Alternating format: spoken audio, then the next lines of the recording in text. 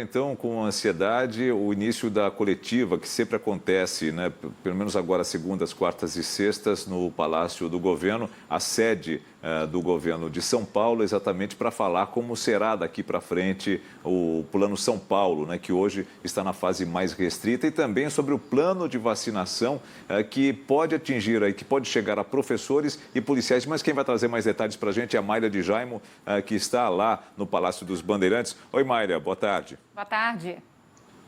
Boa tarde, Nelson, Thaís, boa tarde a todos. Pois é, então novidades hoje em relação à vacinação. Os profissionais de segurança pública vão começar a ser vacinados no dia 5 de abril e os profissionais de educação no dia 12 de abril. Portanto, simultaneamente com o grupo de idosos que ainda faltam para a imunização.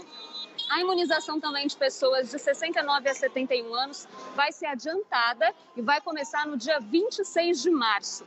Havia uma expectativa que hoje fosse falado aqui na coletiva também sobre a prorrogação da fase emergencial, que termina no dia 30 de março, mas essa pauta não vai ficar para hoje, vai ficar possivelmente para sexta-feira. Hoje não vai ser falado sobre esse assunto, Nelson.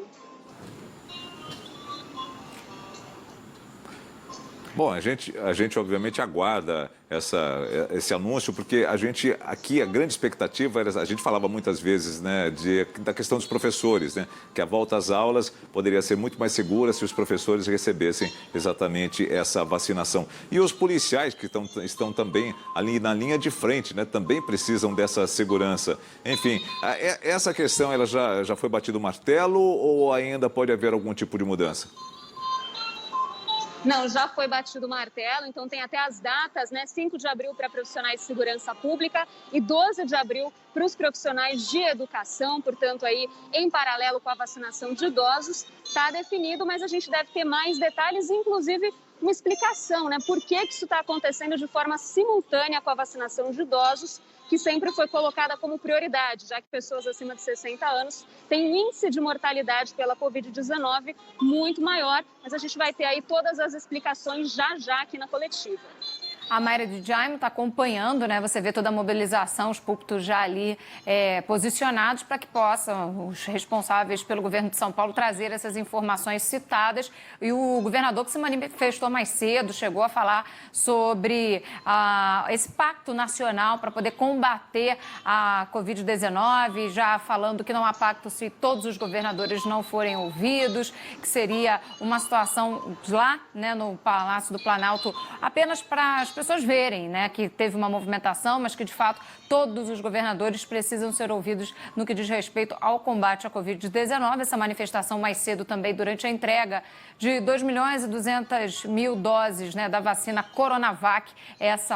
Esse fato que aconteceu mais cedinho, ele já repercutindo, falando dessa possibilidade de repercutir também ao longo dessa entrevista coletiva as medidas restritivas, falando de vacinação e tudo que vem junto com isso, né? Porque temos aí pela frente 10 dias com interrupção das atividades comerciais, de serviços, aulas também por conta dessa orientação, principalmente na cidade de São Paulo. Só trazendo uma rápida notícia também que diz respeito a São Paulo, mas a todo o Brasil, os aeroportos devem implementar medidas sanitárias restritivas adotadas pelos governos locais no período de 48 horas. Essa comunicação foi enviada por ofício às administradoras e também operadoras de aeroportos aqui em todo o Brasil. Então, serviços considerados essenciais, né, vão continuar funcionando, mas os demais deverão ter restrições de acordo com os estados onde estão localizados também esses aeroportos. Mayra, o Centro de Contingência de Combate ao Coronavírus de São Paulo,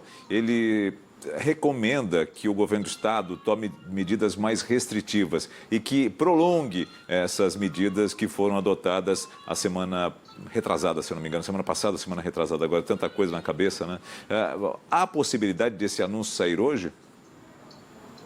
Então, Nelson, havia uma expectativa sim, porque o Centro de Contingência recomendou a prorrogação da fase emergencial por pelo menos 15 dias. E eu conversei também com alguns membros que defendem mais restrições pontuais, como, por exemplo, proibir a entrada de mais de uma pessoa da mesma família em supermercados. Mas hoje os anúncios devem se focar na vacinação. Vamos ver se na hora ali das perguntas dos jornalistas, a hora que a gente consegue interagir com as autoridades, a gente consegue algumas respostas nesse sentido, mas provavelmente esses anúncios vão ficar para sexta-feira, já bem em cima da hora aí, porque a fase emergencial termina na terça, dia 30 de março. E hoje, um dos representantes, né, do Comitê de Gerenciamento dessa crise da Covid-19, dando entrevista ao programa Bora São Paulo, na tela da Band, o Marcos Boulos, ele falou o seguinte: olha, foi o março mais difícil que a gente viveu, o mês mais difícil até agora no combate à pandemia, e não dá para baixar a guarda, porque a expectativa que a gente vem falando de tendência é de que abril também seja um mês de muitas dificuldades e de números muito preocupantes ainda. Então, o próximo mês ainda é motivo de preocupação muito grande. Agora, eu vou agradecer a Mayra, liberar ela, porque as autoridades já estão se posicionando por aí. A gente volta a conversar a qualquer momento, mas a gente segue com foco no Palácio dos Bandeirantes.